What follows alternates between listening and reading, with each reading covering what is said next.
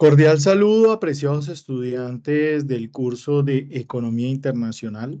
Soy Jaime Diego Gutiérrez, director del curso para el periodo 2024-1, 16-1. En este momento vamos a iniciar la primera web conferencia del curso. Entonces, para ello, iniciaré compartiendo la captura de pantalla. Hola Angie Melissa, ¿cómo estás? ¿Me confirmas si me escuchas? Buenas tardes, tutor, sí señor. ¿De qué zona eres, Angie? Dos Quebradas. Ah, ok, de Dos Quebradas. Eso es Quindío, ¿verdad? Pues yo estoy matriculada ahí, pero yo vivo en Tarazá, Antioquia, Bajo Cauca, antioqueña. Ah, ok, listo, bienvenida. Mira, yo soy Jaime Diego Gutiérrez, el director del curso. ¿Cómo estás? Bien, gracias a Dios. ¿Y usted? Muy bien, muy bien. Voy a iniciar compartiendo pantalla. Y como no te puedo ver, puedes habilitar el micrófono cuando desees. ¿Listo? Lo inhabilitas mientras estemos en la web, pero puedes habilitarlo cuando desees. ¿De acuerdo? Sí, señor. Listo. Esta web está siendo grabada para que tengas conocimiento. Entonces, Sí, mira, señor. voy a empezar a compartir. Puedes silenciar y voy a compartir porque quiero hablarte. Allí confírmame si puedes ver mi pantalla. Si no la puedes ver, me interrumpes y yo la habilito. ¿Puedes ver mi pantalla? Sí, señor. Bueno, quiero que iniciemos con un concepto básico que es el concepto de la economía. ¿Listo? Entonces, vamos a hablar de qué es la economía. Entonces, esto es una ciencia social. Es lo que debemos tener claro. ¿Listo? Es una ciencia social al servicio de las personas. Entonces, ¿qué estudia la economía? La economía estudia algo así como la distribución equitativa de todos los bienes escasos. Permíteme, vamos a... Ah, es que no me está dejando. Permíteme, yo miro acá. Voy a mover esto un poco arriba y voy a ampliar la pantalla. Listo. Es una ciencia social y esta ciencia estudia la distribución equitativa. Espérate un momento que algo pasó. Ya, acá. Ya creo que aquí lo puedo solucionar. De todos los bienes escasos. Entonces la economía lo hace, no, creo que no me va a dejar. Más bien lo hacemos así. Dejémoslo así mejor. Entonces, mira, la economía lo hace desde eh, dos ramas de estudio. Lo hace desde la microeconomía. ¿Listo? O sea, es una ciencia social que estudia la distribución de los bienes. ¿Listo? Esto es lo que hace la economía, la distribución equitativa de los bienes escasos o de todos los bienes de la naturaleza. Entonces, en la microeconomía estudia lo mismo, pero desde el punto de vista del individuo, ¿listo? O sea, hace un estudio más individual, más especializado. Esto hace la microeconomía. Lo hace desde, por ejemplo, el comportamiento del consumidor, porque consume algunos bienes y servicios, porque toma decisiones y además porque compra más cuando el producto es más costoso. O sea, todo ese tipo de cosas lo hace desde el individuo, ¿listo? Pero aquí en la economía hay otros actores principales que aparecen en este componente económico. Entonces, ¿cuáles son esos actores? Aquí podemos ver, por ejemplo, a los individuos, pero los individuos están compuestos por familias y las familias, a su vez, conforman empresas, ¿listo? Y esas empresas, naciones, ¿listo? Y esas naciones tienen una relación con otras, ¿verdad? O sea, eso es una relación internaciones o una relación internacional. ¿Listo? Entonces, este valor agregado, esto que tú ves acá, todo esto lo estudia la macroeconomía. ¿Listo? Esto ya es otro estudio. Entonces, la macroeconomía estudia lo siguiente, mira, estudia el consumo, la inversión, el gasto del gobierno. ¿Esto qué quiere decir? Pues las personas pagan impuesto y el gobierno hace un gasto. Y estudia el comercio internacional. ¿Listo? O sea, si tú quieres ver, por ejemplo, un curso de macroeconomía, puedes empezar a hacerlo desde estos componentes. ¿Listo? Desde el consumo, desde la inversión y desde el gasto del gobierno y el comercio. Cada uno de estos voy a suponer que la economía es algo así como un cuerpito humano, ¿Listo? Entonces, los economistas somos como los médicos de este cuerpito humano, macroeconómico o microeconómico. ¿Listo?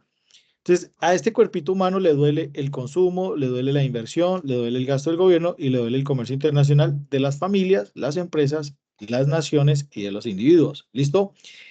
La medicina de esto, o sea, si por ejemplo, es que me duele el consumo. ¿Cómo así que me duele el consumo? Sí, es que hay inflación.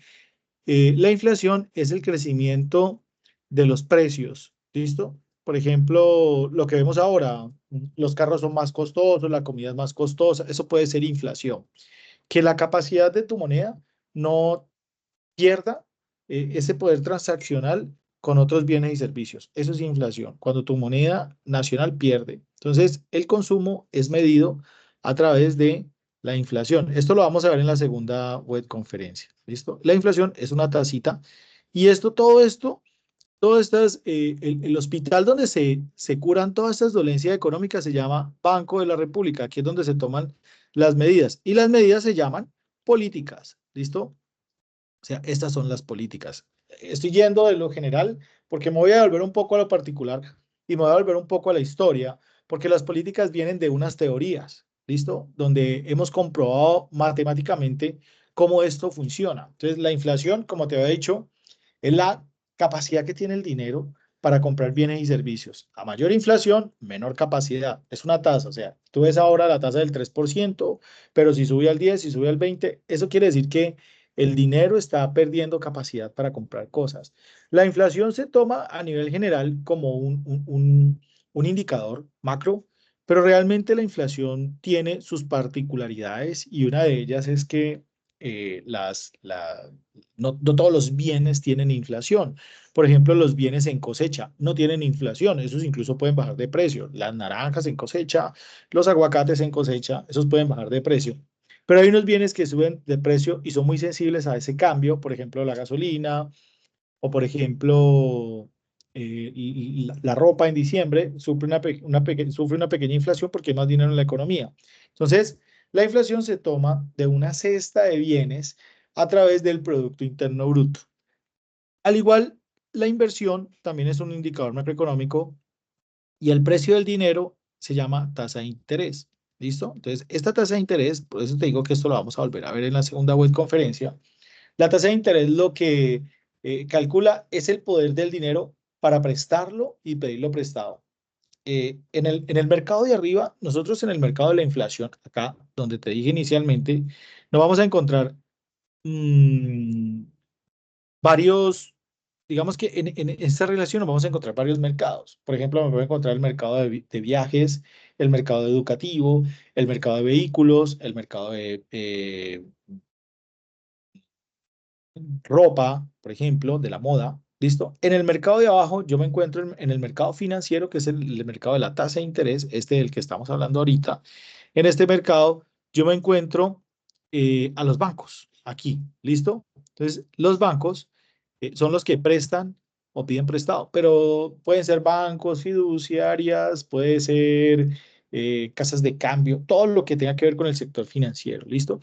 Y la tasa de interés también es un indicativo porcentual que mide cuánto cuesta prestar y cuánto cuesta pedir prestado. Ellos tienen un portafolio de dos productos.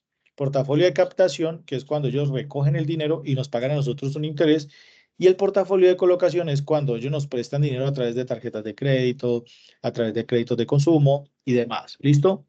Y el gasto del gobierno es cuando nos cobran impuestos. ¿Listo? Ellos recaudan, o el Estado, el gobierno, recauda dinero a través de impuesto. Y la política de esto se llama política fiscal. ¿Listo? Entonces es eh, el Ministerio de Hacienda quien decide cuántos impuestos tiene la economía.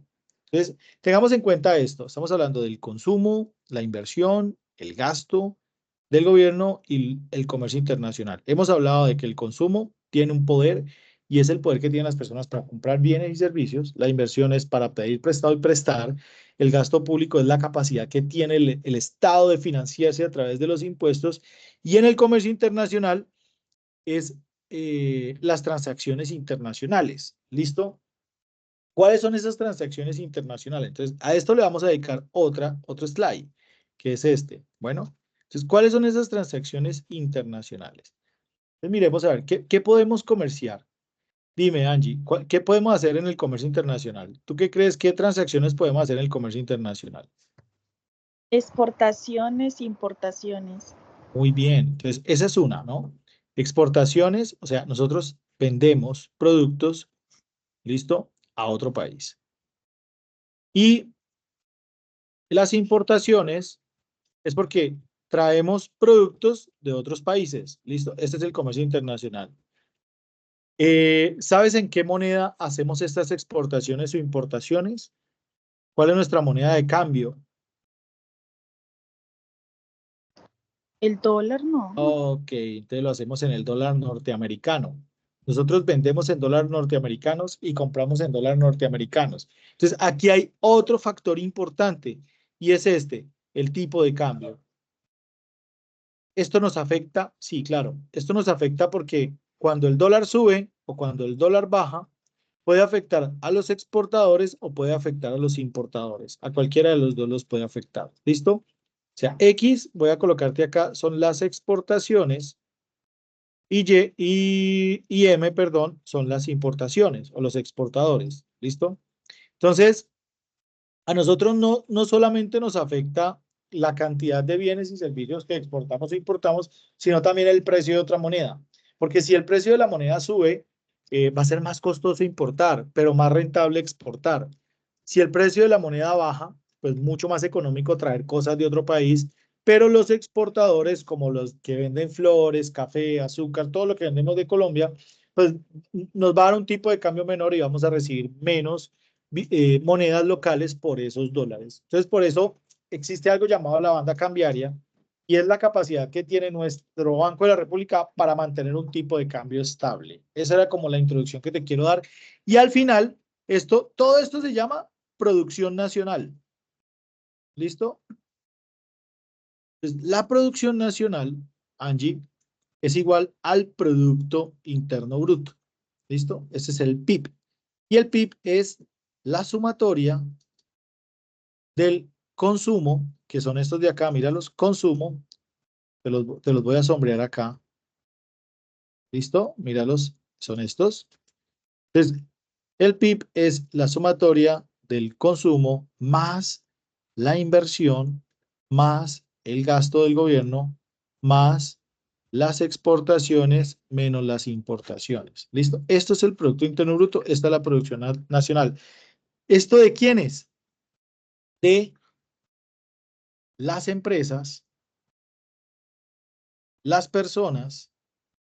Mira que todos son uno mismo, o uno mismo es todo, por decirlo así, en algo más filosófico, el gobierno, los individuos y la relación con el comercio internacional. ¿Listo? Esto es, en teoría, esta partecita de la economía que vamos a estudiar, el comercio internacional. ¿De quiénes? De las empresas, las personas, el gobierno, los individuos. ¿Tienes alguna pregunta, Angie? No, tutor, todo claro hasta ahora. ¿Todo está claro hasta allí? Listo. Bueno, entonces, ahora veamos el porqué de estas políticas vienen las teorías. ¿Listo? ¿Y de dónde vienen las teorías? Las teorías es un componente histórico. Vamos a ver, aquí solo estamos los dos. Hola, Steven, ¿cómo estás? Bienvenido. ¿Qué más, Brian? ¿Cómo estás? Hola, tutor, excelente.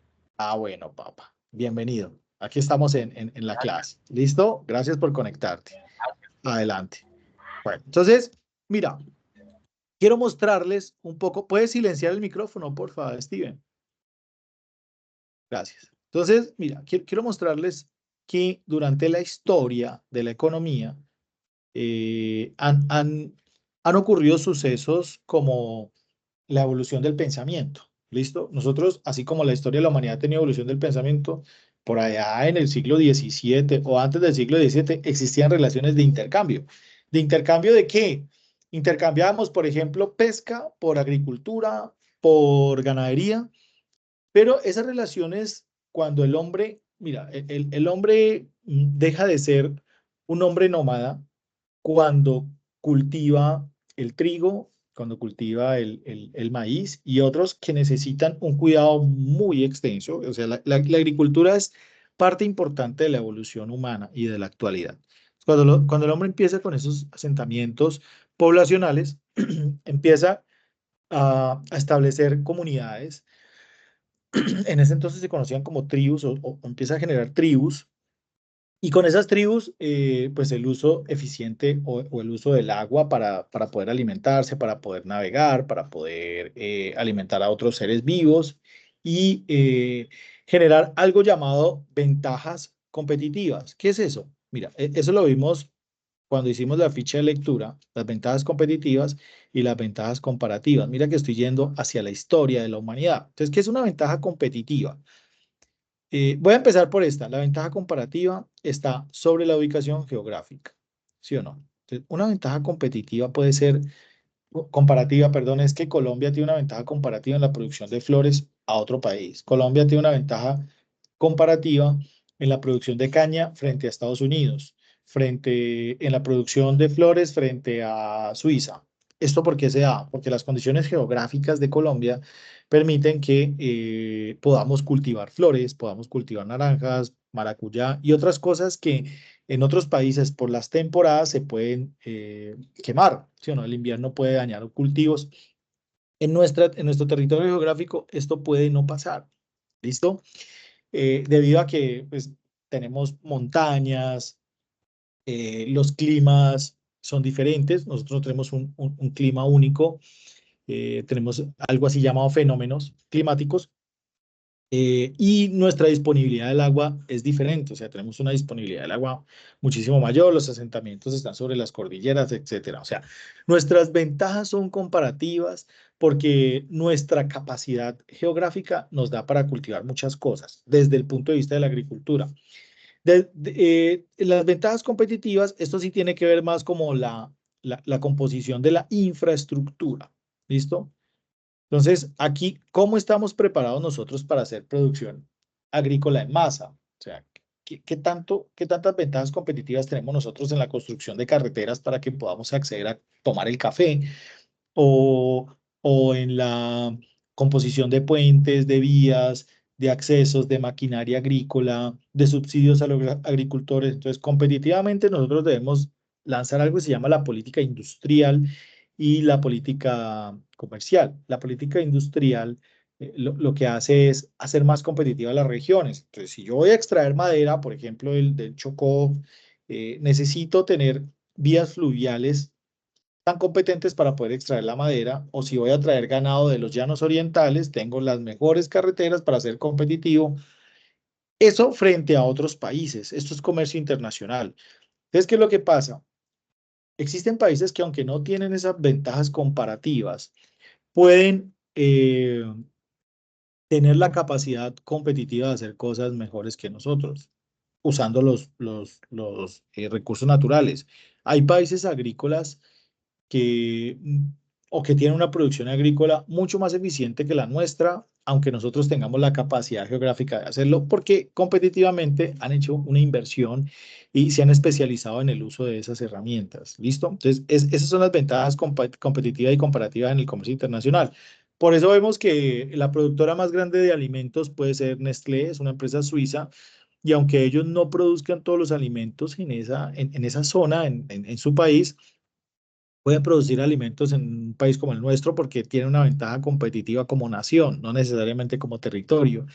Ventajas competitivas, podemos ver que Chile tiene ventajas competitivas en la producción de vino frente a nosotros, aunque podamos tener una capacidad mayor de producción de vinos o un territorio más extenso, pero ellos se han especializado. O sea, la competitividad se da sobre la especialización. El ser comparativos es simplemente porque Dios me dio esta capacidad de ríos, Dios nos dio, no sé, que para sus creencias lo da, pero esas ventajas comparativas, si no vienen acompañadas de un nivel competitivo, no ocurriría mucho. Entonces, hay países que se hacen llamar ricos por su capacidad natural, ¿listo? Por su componente natural, pero competitivamente no han hecho mucho en la construcción de carreteras, en la eficiencia energética, en la transformación de, por ejemplo, el petróleo, en el transporte de algunos alimentos. Nosotros somos muy capaces agrícolamente, pero nuestra infraestructura no da para que tengamos producción agrícola en escala. Por ejemplo, mira, yo vivo en una zona que se llama Valle del Cauca. En el Valle del Cauca nosotros tenemos un monocultivo que se llama caña de azúcar, ¿sí? Tenemos grandes extensiones de tierra, pero es utilizada para un solo fin. Entonces, eso, digamos que es una ventaja competitiva para los ingenios azucareros y genera una gran cantidad de empleos, pero esto, si fuese diversificado a través de una política de infraestructura, una política industrial diferente, pues por la superficie del Valle del Cauca podríamos sacar, por ejemplo, cultivos de piña, de maíz, sorgo, millo y otras cosas diferentes que pueden diversificar el que tengamos el riesgo de que la caña ya no sea necesaria por su alcohol, por el papel, por el azúcar, por muchas otras cosas. O sea, disminuiríamos el riesgo y diversificaríamos más nuestra producción agrícola. ¿Listo? Entonces, lo que les quería decir es que durante todo eso se han generado, durante toda la historia de la humanidad, se han generado, y desde la antigüedad, eh, teorías, ¿sí o no? A eso le llamamos escuelas de pensamiento económico. Por ejemplo, los mercantilistas, pueden ver ustedes, eso es como una foto de Venecia, de los mercantilistas le daban un poder grande al dinero. Mira, estoy hablando de 1500 y de 1600. ¿Qué pasaba con los mercantilistas? ¿Cuáles eran las ventajas y desventajas del mercantilismo? Entonces, ellos decían en el siglo XVI que el Estado se fortalecía a través de la producción nacional, que el monopolio era una gran iniciativa y que ese monopolio debería ser el Estado y que ese monopolio debería ofrecer en ese entonces telares, obrajes, ingenios, talleres, molinos, viñedos, ¿listo? Y el Estado era el gran productor, o sea, ellos, los mercantilistas, protegían mucho el poder del Estado, creían mucho en la acumulación de metales. Lo que pasa es que esa cosa, eso ha cambiado porque hay países que no tienen metales preciosos y son países con un mejor nivel de calidad de vida. Por eso, cuando yo les hablaba de economía, la economía tiene muchos indicadores, pero no necesariamente los indicadores son los únicos que miden el poder económico de un país. Un país puede tener poder transaccional sin tener un Producto Interno Bruto muy grande. Un país puede tener una muy mala calidad de vida de sus habitantes teniendo un Producto Interno Bruto de más de 1 billón, 2 billones de dólares, ¿sí?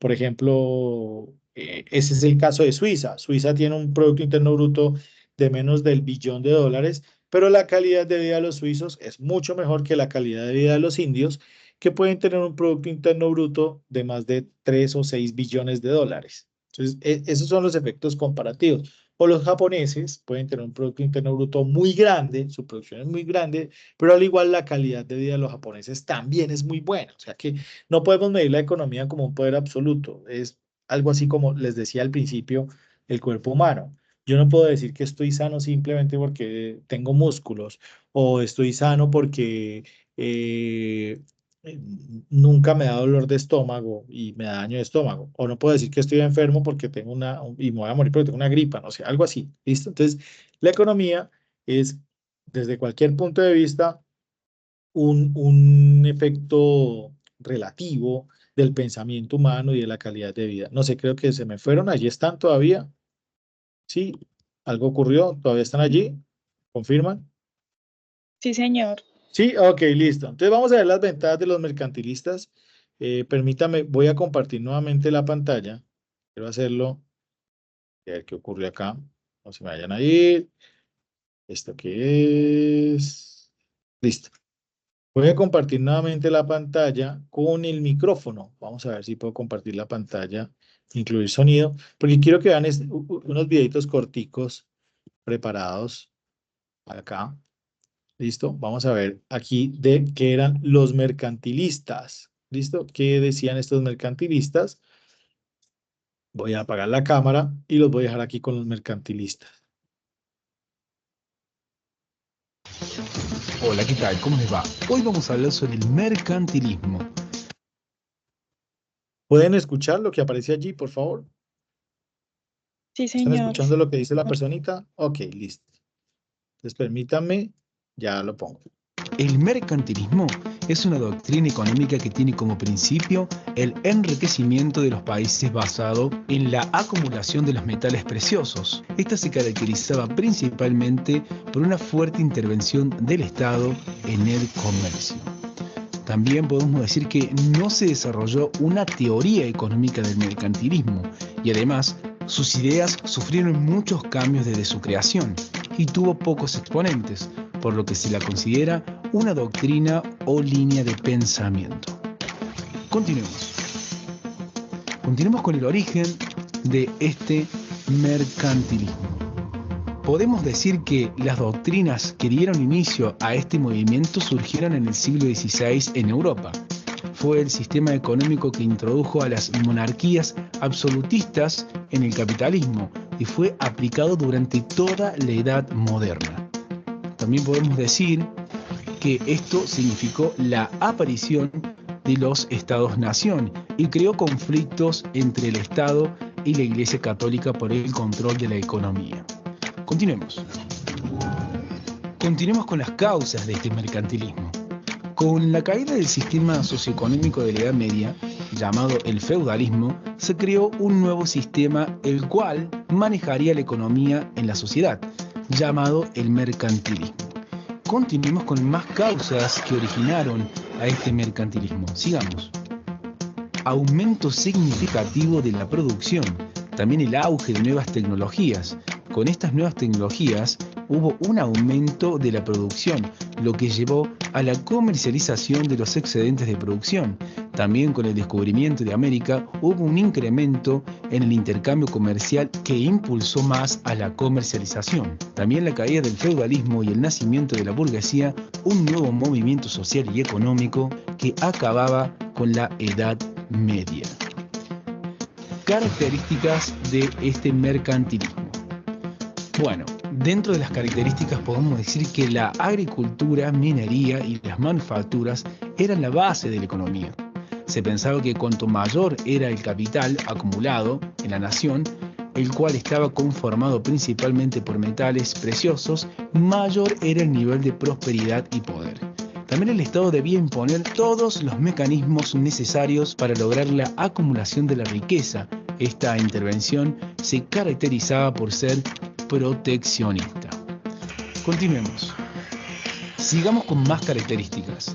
También podemos decir que es fundamental mantener una balanza de pago positiva, por lo que debe ser mayor en el nivel de exportaciones que el de importaciones. También no se podía importar, solo se permitía importar aquella materia prima que resultase escasa en la nación.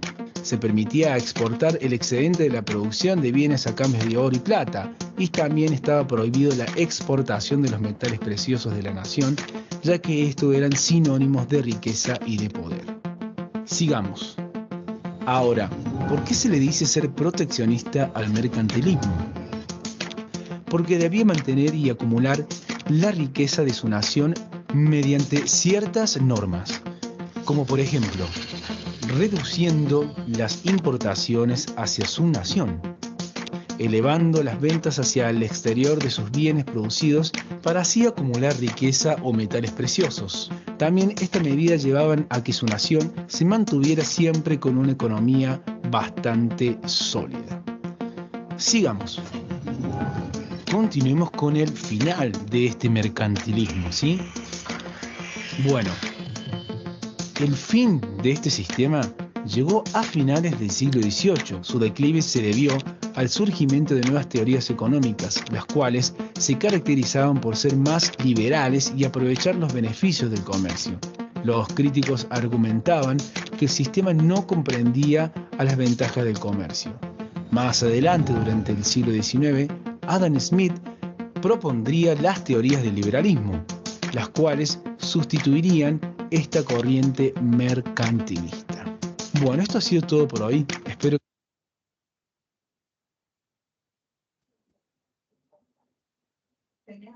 Hola chicos, ¿están allí todavía? ¿Me escuchan? Sí, señor. ¿Verdad? Bueno, listo. Entonces, ¿qué conclusiones tenemos? Gracias. ¿Qué conclusiones tenemos del mercantilismo?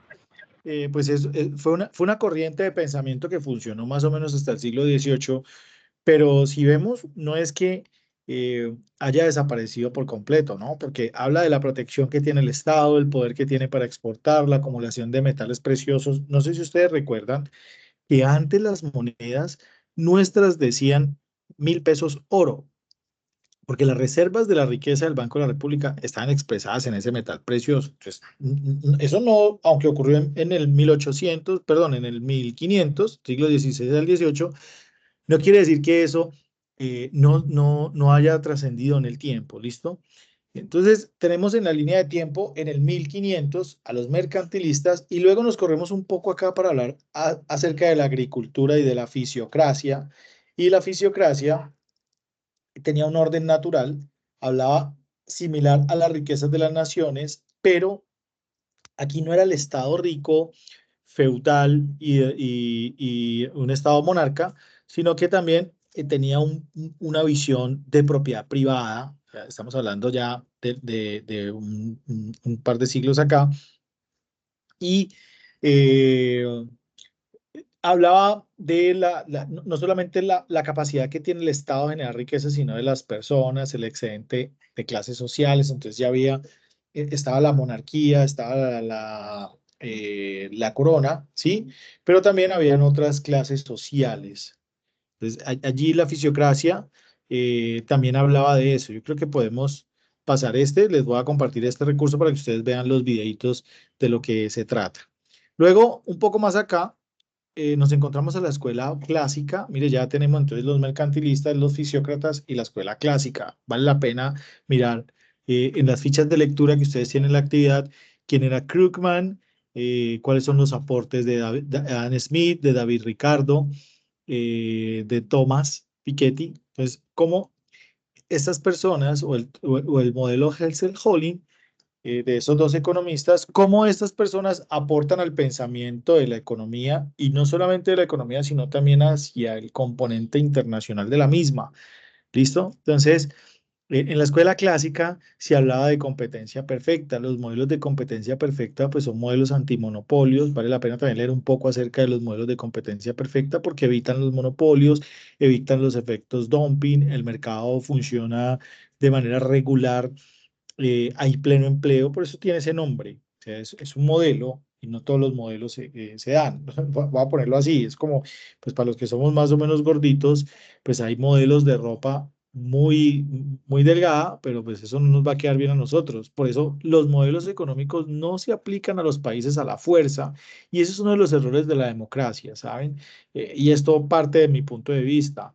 Es que pensar que nosotros necesitamos un modelo absoluto en un país donde hace poco estuve participando en el Ministerio de Educación en la reunión con el Ministerio y todos los secretarios de Educación a nivel nacional y nos dimos cuenta que Colombia no es un país, aunque centralizado en sus recursos, totalmente igualitario en sus zonas. O sea, Colombia no es un país de pensamiento único. Primero es un país con una extensión territorial muy grande, es un país con una acumulación, y eso lo ven ustedes en geografía económica. Mm, Colombia tiene una acumulación de población en la zona andina, en la zona de las cordilleras, desde arriba, la Ciénaga, lo que viene por la cordillera, lo que conocemos como Antioquias, los ejes cafeteros, el Valle del Cauca, Nariño, Chocó, el Putumayo, toda esta zona de acá es la zona más poblada, o sea que es la zona más industrializada, es la zona con un acceso hacia el océano, hacia el puerto, hacia el comercio internacional, y hay una zona a la derecha que es una zona totalmente diferente, están los llanos orientales, hacia el extremo oriente, Cúcuta, bueno, y estos departamentos que tienen un componente internacional y un componente nacional diferente. O sea que, la economía internacional no solamente funciona para otros países, sino que también nosotros debemos tener un componente internacional para todas las zonas, para todas las necesidades. Nuestra política industrial está también dada en que entre vallecaucanos y antioqueños y llaneros existen niveles de comercialización. O sea, hay encuentros comerciales que pueden tomarse como comercio internacional y que hay necesidades diferentes.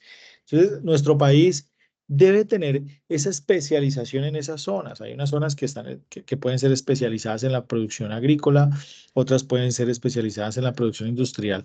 Y esa política industrial que yo les digo debe ir de la mano del Estado, una alianza público-privada, porque lastimosamente nosotros no tenemos un carro colombiano, no producimos un celular colombiano o un computador colombiano, y eso debe darse rápidamente para hacernos más competitivos. Sí, muy chévere, nosotros tenemos una cantidad de ríos, una capacidad fluvial interesante, pero no la usamos. Nosotros no usamos el río Cauca ni el Magdalena para transportar mercancías.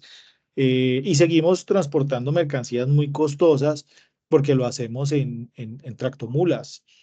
Y una tractomula desde el norte del país hacia el sur del país o desde una costa hacia la otra, es más, desde la costa hacia la frontera con otros países, puede tardar una semana. En un país donde una línea férrea puede solucionar muchísimo y puede mejorar el costo que viene intrínseco de una tractomula. Lo que cuesta, por ejemplo, no sé, 6 tractomulas puede costar un tren que trae 40, 50 tractomulas en sus vagones. Y además el sector minero, la explotación del sector minero, la pesca, la proximidad con los puertos. Si nosotros vemos los puertos colombianos, pues merecen una inversión diferente en infraestructura. Puerto de Buenaventura, yo estoy muy cerca del puerto de Buenaventura, en la ciudad de Cali, y pues es un puerto que debería tener un acceso a carreteras diferente. ¿Listo? Creo que aquí llegó alguien está conectadito. Ok, alguien llegó. Juan Carlos Fernández, ¿cómo estás, Juan Carlos? Bienvenido. ¿Cómo vas? ¿Nos escuchas, Juan Carlos? Bueno, Juan Carlos no Sí, nos señor profe, escucha. muy buenas tardes. Hola, Juan Carlos. Bueno, puedes silenciar. Bienvenido. Aquí ya estamos conectados. Esta va a quedar grabada. Te agradezco mucho que te hayas tomado el tiempo de conectarte. Por favor, si necesitan hablar, como no los puedo ver porque estoy proyectando, ustedes me pueden interrumpir sin ningún problema. ¿Listo? Habilitan su micrófono y me interrumpen. Bueno, muy bien. Entonces, pasamos de los clásicos. ¿Listo? Entonces, ¿qué cosas no son tan buenas de los clásicos? No promovían la demanda. Un poco más contemporáneo. Vemos a uno de los que aportó más al componente de demanda agregada. Es que a mí se me olvidó comentarles que la demanda agregada, miren, aquí nosotros hablábamos de competitividad, ¿sí? Y aquí hablábamos permítanme un momento, por favor, chicos, yo soluciono aquí algo.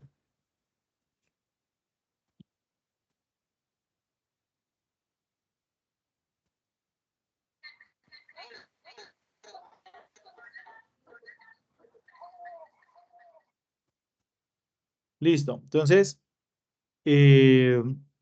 aquí, este componente que vemos acá lo que pasa es que la próxima webconferencia les voy a hablar de esto. Esta producción nacional de la que yo les hablaba ahora también se llama demanda agregada. ¿Listo? Entonces, promover la demanda agregada en todos estos actores de la economía es promover la producción interna bruta. Entonces, aquí dice que los clásicos no promovían la demanda agregada. O sea, cuando digo que no promueven la demanda agregada es que no promovían el poder del Estado. Y eso es algo no tan bueno. Como te decía, no dan una importancia a la demanda agregada y había ausencia de trabajos experimentales, como por ejemplo expediciones y demás. Vale la pena que escuchemos a este personaje que se llama Adam Smith. Venga, yo le voy a dar play 2 segundos y ustedes me dicen si lo pueden escuchar. Hola, ¿qué tal? ¿Cómo les va? ¿Lo pueden escuchar? Sí, ¿Pueden señor. escuchar? Listo. Voy a ponerles este video que hace parte de esta coleccioncita de videos que les quiero compartir. Y este es Adam Smith. Yo pienso que uno de los autores de la economía que mayor aporte le ha dado al pensamiento de la producción, porque incluso las teorías de producción de Adam Smith sobre la competitividad fueron usadas por grandes empresarios como Henry Ford, quien a través de la producción en masa y la especialización de la producción, vio cómo pudo ser más competitivo y pues hasta la fecha sabemos que es una empresa que sobrevive al paso de más de un siglo. Entonces, escuchemos muy bien a Adam Smith. Solamente es este y otro economista más a los que le vamos a dedicar estos videos de 6 minutos. Gracias. Hoy vamos a hablar sobre Adam Smith. ¿Y quién es este personaje? Bueno, Adam Smith es uno de los economistas más famosos de la historia y es considerado el padre de la economía moderna.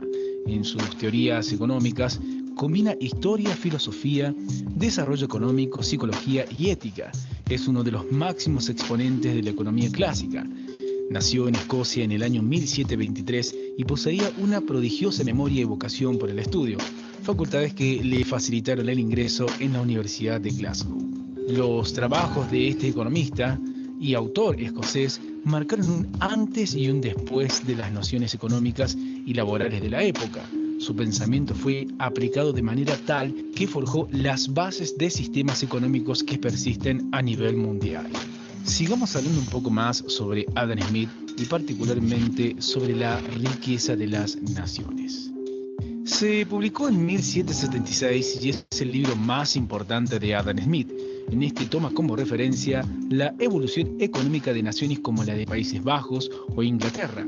Habla del mercado, de la división del trabajo y la relación valor-trabajo que considera debe existir. Según Smith, en la medida en que haya libertad individual, cada persona podrá beneficiar al interés común sin intención de hacerlo, logrando cumplir con las necesidades de una sociedad gracias a la aplicación de un libre mercado y una libre competencia. Sigamos hablando un poco más sobre Adam Smith, particularmente sobre la teoría de los sentimientos morales. Bien, el primer trabajo de Smith y el segundo en importancia detrás de la riqueza de las naciones, antes de profundizar en los sistemas económicos y las relaciones comerciales, Smith desarrolló su propia concepción del hombre en sociedad. Smith consideraba al hombre como un ser que vela por sus propios intereses por encima de los demás. Sin embargo, es capaz de reconocer la necesidad de brindar o aceptar ayuda y cooperación por parte de otros, siempre y cuando esto también reporte una maximación en su retorno moral, espiritual o monetario. Para Smith, la individualidad primaba sobre los valores colectivos a nivel humano y empresarial. Para justificar cómo una sociedad así podía mantenerse funcional, Adam Smith recurría a la presencia de una mano invisible que regulaba los fenómenos y comportamientos humanos, subjetivando su pensamiento. Sigamos hablando un poco más sobre las teorías y aportes de este economista. Particularmente vamos a hablar sobre la mano invisible. Bien, la teoría de la mano invisible fue elaborada por el economista Adam Smith y se trata de una metáfora de cómo la búsqueda del interés propio puede ser beneficioso para el conjunto de la sociedad. En otras palabras, según esta teoría, no existe inconveniente en que cada persona busque su interés individual, ya que la ley de la oferta y la demanda benefician a toda la sociedad de una manera indirecta. Por eso Adam Smith nos iba a decir que de esta manera apuntaba que el papel del mercado es fundamental y que cuanto menos control exista en la economía, más fácil será que éstas alcancen su máximo bienestar. Según las ideas de Smith, las acciones de la oferta y la demanda son suficientes para alcanzar el equilibrio económico. En definitiva, la teoría de la mano invisible defiende que la propia autorregulación del mercado facilita la consecución de un mercado óptimo, por lo que los individuos deben comportarse y actuar sin la interferencia del Estado y buscar su propio interés. Continuemos hablando sobre las teorías de Adam Smith, particularmente sobre la división del trabajo. Bien, ¿qué nos va a decir Adam Smith sobre la división del trabajo? Bueno, planteó la división del trabajo durante el siglo XVIII, lo hizo buscando un adecuado instrumento para lograr alcanzar mejores y mayores niveles de productividad y eficiencia en el área de la economía. El objetivo de la economía, visto desde su punto de vista, era que se debían conocer las leyes que regulaban las riquezas de las naciones, fundamentándose en el dejar hacer y dejar pasar, que destinaba los recursos a los sectores que fueran más llamativos para los productores para lograr que la economía estuviese determinada por los requerimientos de los mercados. Dijo que la productividad de una empresa se relaciona con los procesos de especialización de mano de obra, y de aquí surge la idea de la división del trabajo. Para finalizar, continuemos con las críticas a las teorías o aportes de Adam Smith. Bien, la crítica a Adam Smith ha venido mayoritariamente por su idea de que la economía del mercado es la herramienta para alcanzar el bienestar social, mientras cada uno busca su propio interés, reflejado en la mano invisible. Sin embargo, nunca creyó que el mercado fuese perfecto o funcionase automáticamente por arte de magia. Es más, admitió que un mercado de comercio totalmente libre era una utopía. Smith tampoco apoyó un sistema anárquico, sin normas ni leyes, sino una economía de mercado donde se permitiera el libre comercio. También ha surgido críticas hacia Smith por considerar al ser humano como un individuo frío y egoísta, sin ninguna ética y solo preocupado por sus intereses materiales. En su libro Teoría de los Sentimientos Morales, describe el sentimiento del ser humano de la empatía como su mayor virtud. Por esto ha sido todo por hoy, espero que realmente les sea de utilidad y, como siempre decimos, chequen los videos de nuestro canal que seguramente les serán de utilidad. Hasta luego.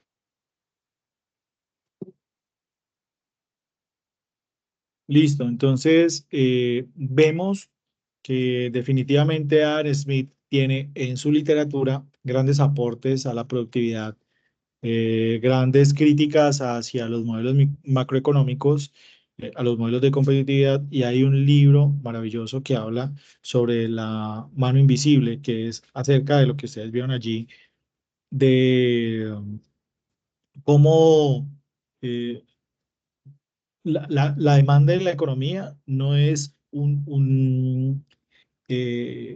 no tiene un resultado absoluto. Todo es totalmente relativo. Por eso en ocasiones usamos términos como ceteris paribus para poder explicar un modelo económico. Ese también vale la pena que ustedes lo conozcan, es el modelo Heckscher-Holling, que son dos economistas, y ellos hablan de cómo funciona el flujo del comercio internacional. Esto fue planteado en 1933 y ahora es hoy una teoría del comercio internacional. Entonces, por favor, les voy a compartir este recurso para que lo vean.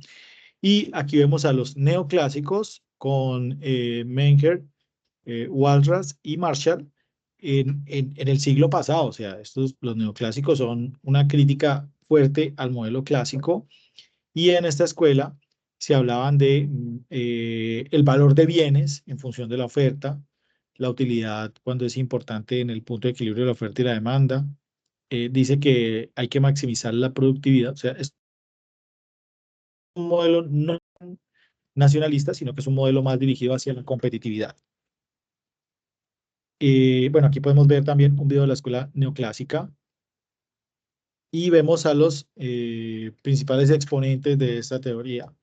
Y por último, este era el último economista del que les quería compartir, que pienso que es uno de los economistas más mal interpretados de la historia de la economía, porque lo relaciona mucho sobre una distribución equitativa e igualitaria de la economía, y realmente no es así. O sea, el marxismo no funciona de esa manera. Entonces, quiero que veamos este pequeño video que es el último de la colección de videos que quiero que veamos aquí en conjunto sobre Carlos Marx, que para mi parecer es el economista con una interpretación más flojita que le damos a los estudios económicos. Espérate un momento que acabo de actualizarlo, pero quiero mostrarles este video de Carlos Marx. ¿Por qué digo que es un economista mal interpretado? Porque lo hemos usado siempre para un tema revolucionario.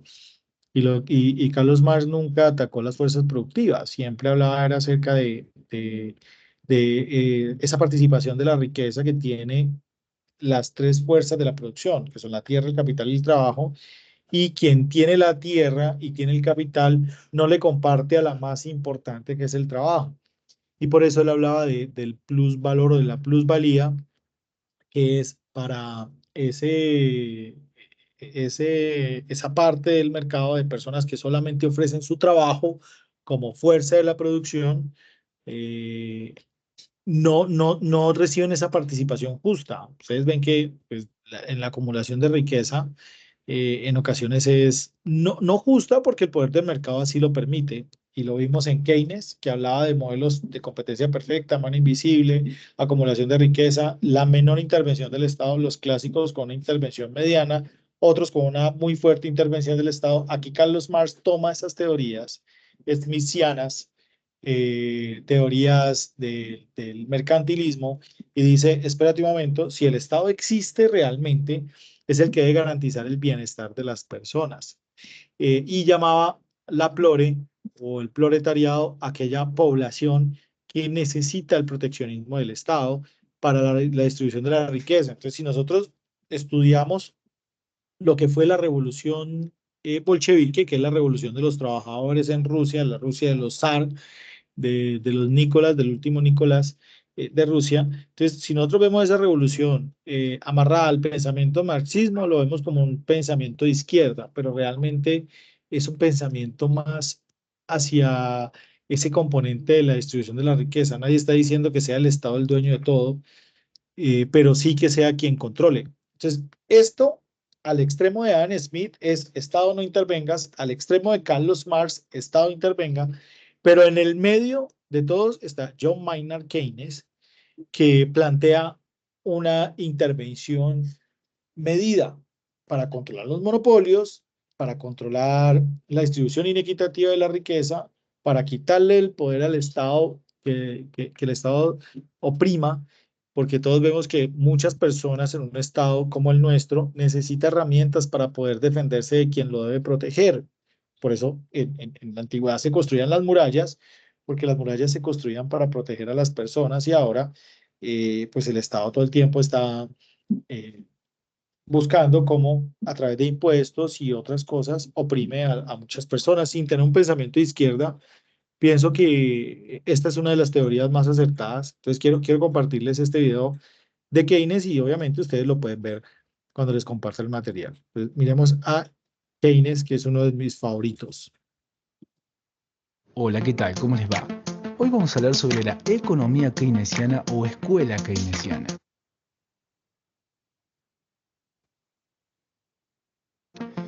La escuela keynesiana nace de la mano de John Maynard Keynes con su libro Teoría General sobre el Empleo, el Interés y el Dinero, publicada en 1936 a raíz de la Gran Depresión, es decir, de la crisis del 30. La teoría keynesiana propone darle mayor poder y nuevas herramientas a las instituciones para que puedan evitar la crisis económica. Con la crisis financiera que padeció Occidente en ambos periodos, se pudo observar que la postura liberal de no arbitraje sobre el mercado no aplacaba la falta de empleo.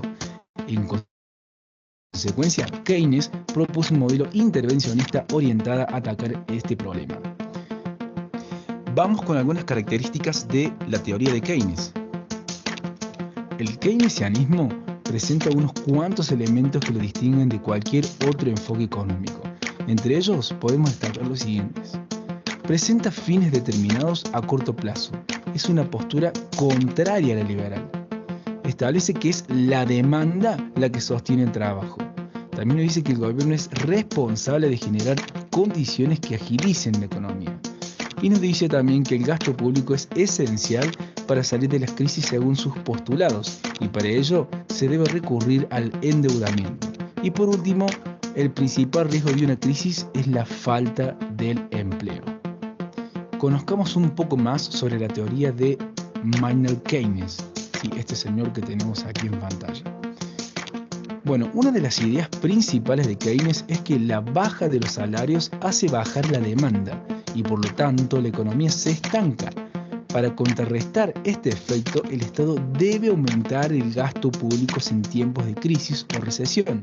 Dicha de otra manera, se debe utilizar la política monetaria o el endeudamiento para generar mayor liquidez y sostener la demanda. Es decir, el Estado se debe meter en cuestiones económicas. La teoría keynesiana se opone a la teoría clásica que sostiene que los ciclos económicos son regulados por el propio mercado, asumiendo que una baja en los salarios hace bajar la demanda y que esto al mismo tiempo hace bajar los precios equilibrando el mercado nuevamente. En cambio, Keynes afirma que el Estado debe intervenir fuertemente en tiempos recesivos para aumentar la demanda agregada, ya sea emitiendo dinero o endeudándose. Bueno, continuemos. Vamos a hablar un poco sobre las ventajas y desventajas que tiene esta teoría. Comenzando sobre las ventajas que tiene al utilizar esta economía, vamos a destacar algunas como las más importantes. Bueno, es un modelo explicativo de los cambios que sufren los precios. También, al asociar la crisis económica con los problemas de demanda agregada, elabora una relación entre la problemática del aumento o disminución del costo en el mercado. También genera posibilidades de acrecentar la ocupación de cargos, puestos o trabajos. Esto implica la disminución de la tasa de desempleo, lo cual, en economía, es uno de los principales problemas por lo cual puede atravesar cualquier país. También nos habla sobre la inversión, sobre todo a nivel estatal. Es un elemento imprescindible en su teoría. Una de las propuestas de Keynes consiste en manejar el gasto de parte del Estado para bandear las problemáticas del desempleo y la inflación. Después, al tratarse de una teoría macroeconómica que es una de las pioneras, su alcance explicativo abarca grandes escalas desde una región, un país o varias naciones. Continuemos con las desventajas que tiene la teoría de Maynard Keynes, o por lo menos las cuales se le han sido marcadas. Bueno, podemos decir que dentro de las desventajas que tiene esta teoría es que se ha considerado un modelo ineficiente en la medida que no da suficientes respuestas a las problemáticas inflacionarias. Esta situación involucraría una hipótesis y modelo en la cual es incapaz de atender los aumentos exagerados de precio que se pueden observar en las crisis. También se dice que la obra, aunque es bastante extensa en su contenido, se la suele criticar por ser poco clara en sus exposiciones. Esto implica, en consecuencia, estrategias para la resolución de los conflictos financieros igual de imprecisas. Vamos a finalizar con la importancia de la teoría de Keynes. En el momento histórico en que fue diseñado, el keynesianismo se propuso como un modelo bastante útil para atender la crisis financiera vivida en esos años. Sus propuestas se vuelven sumamente útiles con el fin de atender algunas formas en las que ésta se presenta ante una crisis económica, y al empoderar a las instituciones financieras a través de herramientas que le permitan actuar al respecto, este modelo ha sido y sigue siendo uno de los más estudiados en la economía. Bueno, esto ha sido todo por hoy.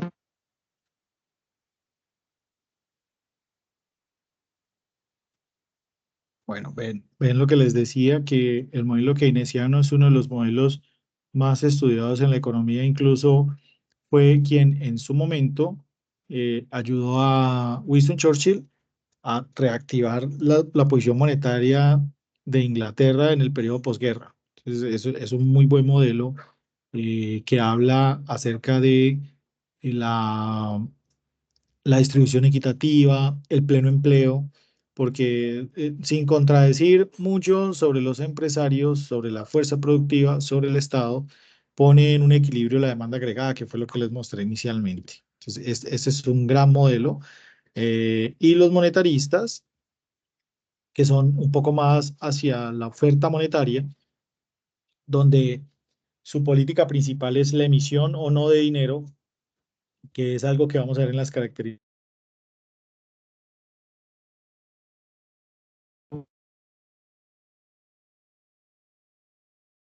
económicas. Los fisiócratas, hemos hablado de, en esta web, de los, ay Dios, ¿qué le pasó? Ya volvió. Ok, listo. Se me ha ido la señal. Hablamos de los fisiócratas, de los mercantilistas, hablamos de los keynesianos, de los marxistas, de la demanda agregada, hablamos de Adam Smith, o sea, la, la, la historia que durante el tiempo de la humanidad eh, han aportado como escuelas de pensamiento económico y nos han llevado a hoy tener un pensamiento versátil de esto. O sea, cómo nosotros podemos tomar esas teorías y hacerlas parte de una solución a una problemática económica que tenemos en diferentes países y que además aportan hacia el comercio internacional. Entonces, esto era lo que les quería mostrar para que ustedes puedan construir sus fichas de lectura, vean que a través del tiempo, a través de una línea de tiempo, existen diferentes escuelas de pensamiento, o sea, algunas personas ya han pensado cómo puede tener una óptima distribución de la riqueza de la economía y cómo podemos mejorar la calidad de vida. Entonces, hasta aquí nuestra primera web conferencia. No sé si tienen alguna pregunta, alguna observación sobre la actividad o sobre algún proceso en general, chicos. O podemos dar por bien servido nuestra primera web conferencia de economía internacional. Tutor, buenas noches. Hola, Brian, ¿cómo estás? Tutor, yo tengo una inquietud y es Adelante. acerca del aporte que nosotros debemos hacer en el foro, o si en realidad no hay que hacer aporte en el foro, pues en cuanto a los modelos del comercio internacional. Gracias por esa pregunta. Mira, ustedes están estudiando en un modelo educativo online, 100% asincrónico con acompañamientos sincrónicos, ¿no es cierto? Ustedes no tienen momentos presenciales, tienen estos momentos de web y unos CIPAs que voy a crear para que hablemos de economía internacional o de otros temas económicos, por ejemplo, el uso de Excel para modelos macroeconómicos o modelos de exportación en economía. Por eso, el foro de trabajo colaborativo es una herramienta cronológica para que tú hagas los primeros aportes de ficha de lectura. Por ejemplo, esta es una actividad, la que tenemos actualmente es una actividad colaborativa. Entonces, hay un paso y el primer paso es, bueno, voy a aportar mi ficha de lectura. Y hay un formato que tienen ustedes allí y en ese formato ustedes pueden construir. Es más, voy a compartirles pantalla para que ustedes vean. Mire, aquí les planteé, vamos a hacerlo por pasos. Fue lo primero que yo les pedí. ¿Listo? Entonces, aquí vamos a entrar al foro. Por ejemplo, ese es un foro de participación. ¿Pueden ver mi pantalla? Sí, señor. Bueno, muy bien. Sí, se ve claro. En el foro les digo, paso 1, paso 2, paso 3, paso 4. Paso 1, definan roles. Primera participación, con eso me doy cuenta que ustedes están conectados. Paso 2, aportar la ficha de lectura. Si ustedes ven acá, al final, yo les pongo un anexo, ¿sí? Entonces, si ustedes abren este anexo, no tienen que pensar en la estructura de ningún informe. Simplemente van a pensar es en el contenido. Aquí dice título del trabajo, el nombre de los integrantes, mira, y dice introducción, cómo hacer un objetivo general, cómo hacer un objetivo específico, solamente reemplazan y una ficha de lectura. Listo, aquí colocan el apellido, el nombre, el año, y acá colocan el resumen de la ficha de lectura. Y acá en la ficha de lectura pueden colocar quién creó la ficha de lectura. ¿Sí me hago entender? Entonces, este es el primer aporte que ustedes hacen en el documento en Word, chicos. ¿Sí me hago entender, Brian? Sí, señor, ahora ya lo entiendo. ¿Sí? Ahí tengo una pregunta, profe. ¿Es cierto que es una ficha por alumno, cada por uno, compañero? sí, por cada Listo. compañerito. Es una ficha Bien. por cada compañero. Sí, señor. Es una fichita por cada compañero, por favor. Yo ahí tengo una pregunta, profe. Nosotros ya presentamos la ficha, Juan David Mendivell le habla, y vamos ya a la segunda parte, que es el trabajo de la balanza comercial de Colombia, ¿sí? Sí. Ya ahí hicimos los roles, ya les dije a ellos cómo nos vamos a organizar. En el trabajo que vamos a subir al entorno de evaluación, ¿es solamente el de la balanza comercial, el texto que nos piden, o también adjuntamos las fichas? No, también las fichas. Es que mira Bueno. que aquí en el documento que les compartí aparece la ficha y la balanza. O sea, aquí pueden colocar el contenido, la ficha y el contenido acá abajo. Ajá. ¿Listo? Allí pueden colocar la balanza comercial Listo, también. vale, profe. Vale. ¿Y la Perfecto. introducción y las conclusiones van orientada a la balanza o a la ficha? ¿O a todo el tema? Trabajo, a todo el informe. Listo. Listo, bien, profe, era eso. Gracias. Gracias por esas preguntas. Qué bueno porque me da alegría saber que tienen dudas sobre el ejercicio y que las podemos aclarar acá. Bueno, Sí, profe, ¿no? Y usted nos contestó muy diligentemente, nos dio las observaciones que ajustáramos, que redujéramos el cantidad de objetivos específicos. Entonces ya los redujimos, ya nos quedó nomás 3 y arreglamos el objetivo general y ya vamos a continuar con lo otro. sí, lo que pasa es que cuando tú haces un informe, ¿cuál es el objetivo de esta ficha, de esta estructura? Mira, el objetivo de esta estructura es que ustedes tengan también una habilidad para construir informes, ¿sí? Por eso he construido esta ficha. Sí. Un informe trae una introducción, un objetivo, y el objetivo general es uno solito. Entonces, cuando yo voy a hacer una bicicleta, yo digo construir una bicicleta y hacer prueba de ruta, ¿sí o no? O construir una Sí. bicicleta, no sé, eso puede ser el verbo infinitivo, hacer una bicicleta. Yo no puedo decir construir una bicicleta y una moto, porque entonces estoy dando dos proyectos diferentes. Ujú. Tú vas a alcanzar una cosa, por eso el objetivo incluso ni es necesario que lo plantees de primero. Por eso yo no lo pongo en un orden cronológico. A veces uno el objetivo lo termina armando al final. Uy, vení, yo iba a hablar sobre la economía internacional, pero terminé hablando sobre los cambios de las exportaciones y de la importación en Colombia. Eso no, digamos que eso es generalmente mi informe. Al final colocan el objetivo principal y los objetivos específicos son el paso a paso para cumplir el principal, el general. ¿Listo? Por eso Listo, sí, no, entendido. no se saben si hay que hacer cambios. Al hacer ajustes al objetivo general no quiere decir que vamos a hacer ajustes al informe, es simplemente a su redacción. Sí, Bueno. eso, correcto, la redacción, sí, señor. Ajá, Vale, muchas gracias. listo. Chicos, muchas gracias. Bendiciones. ¿Tienen alguna otra pregunta? ¿Todo está bien? Todo muy claro, tutor. Muchas gracias por lo aprendido. Chao, chao. Muchas gracias a ustedes. Dios los Chao, bendiga. profe, buenas profe, muy noches, hasta amable. luego, Se mil cuidan, gracias. chicos. Muchas gracias. Muchas Bendiciones. gracias. Chao, gracias.